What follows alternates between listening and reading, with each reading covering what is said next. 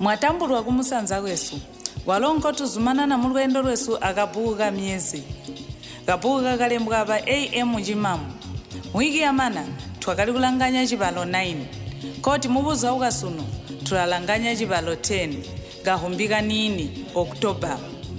oyu mwezi ngwamatalikira hula ni tarika kuhumbika julu eriyo nchoba wita kuti gahumbika nini kambonhula tina kuhumba julu lyonse pe gale nobwataka inasiga maguwa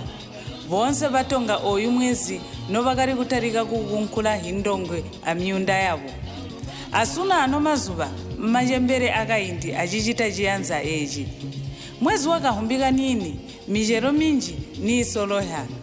eji chindikwa anaenga baleka nkambo bahoma kuti mapopwe yabo takakomeni aya onse mano abapati mukuti bana babo batani kwihika pati nkambo baramuka kuya kumilimo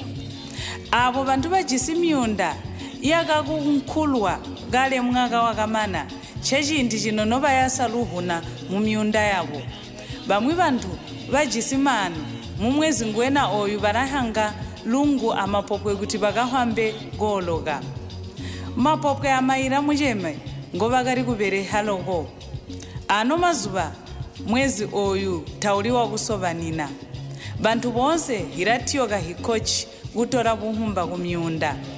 balimi batari basongo abo batakabika maguba muhimpati habo balo abo inga bagamine kuya bulomba tuhumba mube hinyina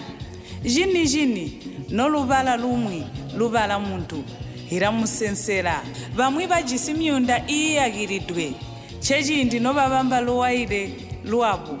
luwakakosaugide kahumbika nini mwezi wa milimo nonzuwa yamunga mambo atugole mponawa koti atukakuswangane ali muhiki ibola mu Cibalo 11 mbubo